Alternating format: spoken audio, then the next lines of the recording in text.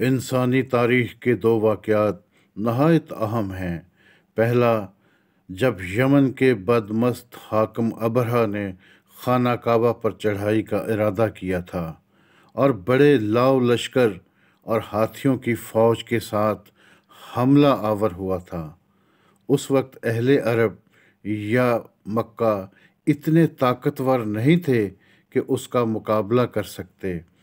اس وقت رسول کریم صلی اللہ علیہ وآلہ وسلم کے دادا عبد المطلب، جو خانہ کعبہ کے متولی تھے، انہوں نے اہل مکہ سے کہا، آپ اپنی اپنی حفاظت کا انتظام کر لیں۔ جہاں تک خانہ کعبہ کا تعلق ہے، یہ اللہ کا اپنا گھر ہے، وہ اپنے گھر کی حفاظت خود کرے گا۔ پھر چشم انسانی نے وہ منظر بھی دیکھا جب آسمان پر ابابیلوں کے جھنڈ نمودار ہوئے۔ انہوں نے ابرہہ کی فوج پر کنکریاں برسائیں، جس سے ہاتھیوں نے پریشان ہو کر اپنی ہی فوج کو روند ڈالا اور ابرہہ ناکام و نامراد واپس لوٹ گیا۔ اسی حوالے سے قرآن پاک میں سورہ فیل کا نزول ہوا۔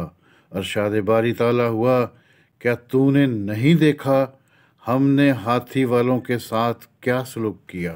دوسرا واقعہ امام حسین اور یزید کے درمیان حق و باطل کے معرکے کا ہے۔ حضرت امام حسین کی سربراہی میں 72 لوگوں کا قافلہ باطل کے خلاف حق کا پیغام لے کر کوفہ کی طرف روانہ ہوتا ہے۔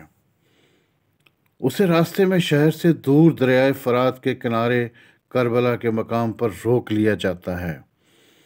اس کے آگے بڑھنے اور واپسی کے تمام راستے مسدود کر دیے جاتے ہیں۔ پھر ظلم و بربریت کا کھیل شروع ہو جاتا ہے۔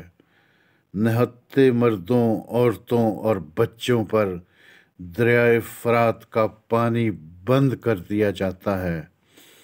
پھر ایک ایک کر کے سوائے امام زین العابدین کے تمام بچوں اور مردوں کو شہید کر دیا جاتا ہے۔ سجدے کی حالت میں نواسۂ رسول امام حسین کا سر تن سے جدا کر دیا جاتا ہے۔ تمام خیمے جلا دیے جاتے ہیں۔ باپردہ خواتین کے سروں سے چادریں نوچ لی جاتی ہیں۔ ان کے ہاتھ رسیوں سے باندھ کر گرفتار کر لیا جاتا ہے۔ یوں ظلم کی تاریک رات شروع ہو جاتی ہے، جسے شام غریباں کہا جاتا ہے۔ اب منظر ملاحظہ فرمائیں، بے پردہ خواتین کا قافلہ ہے۔ آگے نیزے پر امام حسین کا کٹا ہوا سر پرویا ہوا ہے، اور یہ قافلہ کوفہ کی گلیوں اور بازاروں سے گزرتا ہوا یزیدی دربار تک پہنچتا ہے، اور یوں یہ قیامت خیز سانحہ رونما ہو جاتا ہے، اور پھر کئی صدیوں پر محیط طویل رات شروع ہو جاتی ہے، بلکہ یوں کہا جائے کہ کئی صدیاں جو ہیں تاریک اندھیروں میں گم ہو جاتی ہیں۔ کوفے والے جنہوں نے امام حسین کو دعوت دی تھی، یزیدی فوج کے ڈر اور خوف سے دیکھتے ہی رہ جاتے ہیں۔ حالانکہ اس وقت بھی کوفے کی مساجد میں 5 وقت کی اذان ہوتی تھی۔ اس وقت بھی علماء کرام اور دانشور موجود تھے، مگر یہ سب یزید کے ہمنوا تھے یا ڈرے سہمے ہوئے تھے۔ جب حالات اور ماحول اس طرح کا ہو تو ایسے سانحات رونما ہو جانا بڑی بات نہیں۔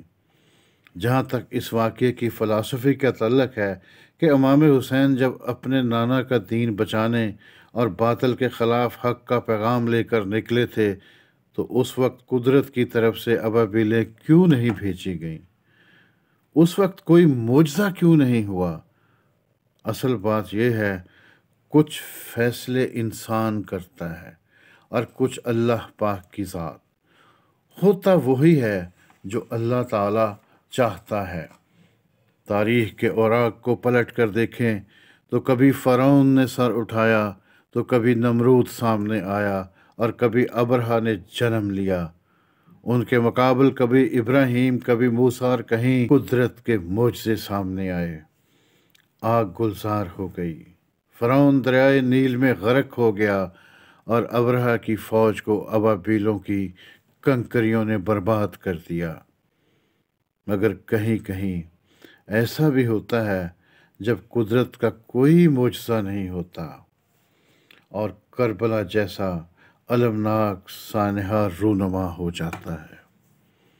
یہ بھی اللہ پاک کی حکمتوں میں سے ایک حکمت ہے۔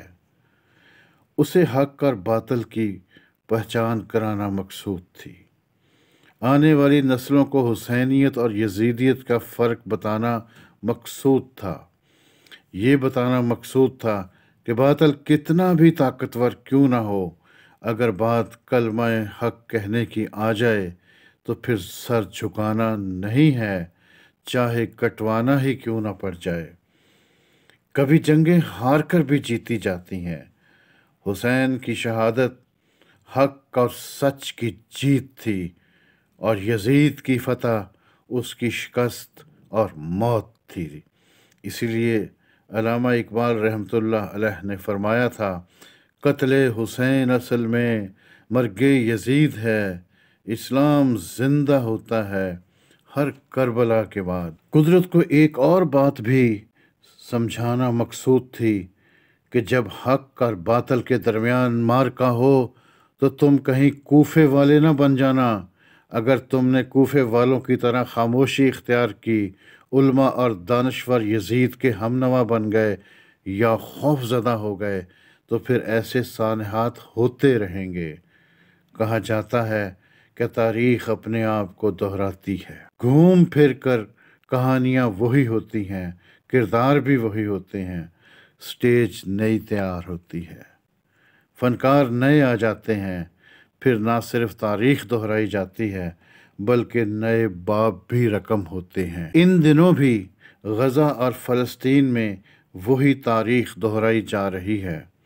اسرائیل، امریکہ اور ان کے حمایتی ابرہا کی طرح طاقت کے نشے میں چور اور بدمست ہو کر غزہ اور فلسطین پر حملہ آور ہیں۔ وہ فلسطینی مسلمانوں کے وجود کو مٹانا چاہتے ہیں، بلکہ مسلمانوں کے قبلہ اول مسجد اقصیٰ کا بھی وجود ختم کرنا چاہتے ہیں۔ ان کی نظریں مکہ اور مدینہ پر بھی ہیں۔ جنگ کا آغاز ہو چکا ہے، اور جنگ کے شعلے پوری دنیا کو اپنی لپیٹ میں لیتے نظر آتے ہیں۔ اس کے پیچھے کئی دہائیوں کا سفر ہے۔ اسرائیل اور خصوصاً امریکہ طویل عرصے سے دنیا کی واحد سپر پاور بننے اور مخالفین کو نیچا دکھانے کے لیے سرگرم عمل ہیں۔ خصوصاً ترقی پذیر ممالک میں مداخلت، ان کے وسائل پر قبضہ، اور پھر اپنے خلاف اٹھنے والی آوازوں کو خاموش کرانے کی سازشوں کا جال پھیلایا جاتا رہا ہے۔ خصوصاً اسلامی ممالک اس کا خصوصی ہدف رہے ہیں۔ شام، عراق اور اردن کی بربادی اس کی بڑی مثالیں ہیں۔ شاہ فیصل، ذوالفقار علی بھٹو، کرنل قذافی اور صدام حسین کی شہادت کے پیچھے کون تھے؟ یہی طاقتیں تھیں۔ آج بھی بہت سے ممالک میں مداخلت کا سلسلہ جاری ہے، اور اپنے مخالف اٹھنے والی آوازوں کو اپنے اعلی کاروں کے ذریعے پابند سلاسل کر رکھا ہے۔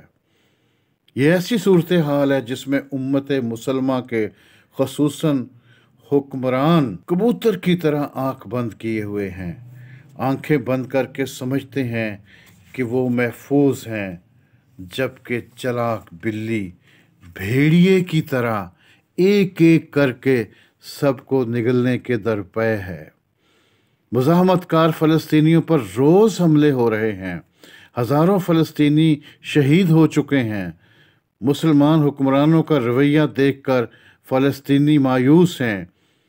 آج وہ صرف اور صرف خدائی معجزے کی ابابیلوں کے منتظر ہیں۔ سوال یہ ہے کہ امت مسلمہ کے حکمران علماء کرام، دانشور اور عوام کیا پرانی تاریخ کو دہراتے ہوئے کوفے والوں کی طرح خاموش رہیں گے؟ کیا آج پھر ایسے سانحے کی ضرورت ہے جس کا ماتم آنے والی نسلیں صدیوں تک کرتی رہیں؟ یہ ایسا سوال ہے جس کا جواب ہم سب نے تلاش کرنا ہے۔ وقت کم ہے اور حالات و واقعات اس طرف بڑھ رہے ہیں جس کی احادیث میں مکہ اور مدینے کی ویرانی کے حوالے سے نشاندہی کی گئی تھی۔ آج ہنود اور یہود متحد ہو کر حملہ آور ہیں اور افسوس کا مقام ہے عالم اسلام انتشار کا شکار ہے۔ یہ انتشار دولت کی ریل پیل والے اسلامی ممالک میں کہیں اڑتی ہوئی دھول کی شکل نہ اختیار کر لے۔ دعا ہے اللہ پاک اپنا کرم فرمائے۔